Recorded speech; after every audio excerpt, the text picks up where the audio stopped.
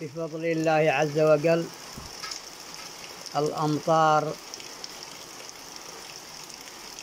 مش الأمطار يا حسن، بفضل الله عز وجل إلا نعم بفضل الله نزل الغيث على أراضي مكة المكرمة اليوم صباحا وأمس مساء، والحمد لله.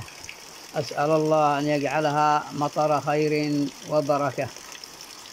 آمين آمين آمين يا رب العالمين، آمين يا رب العالمين.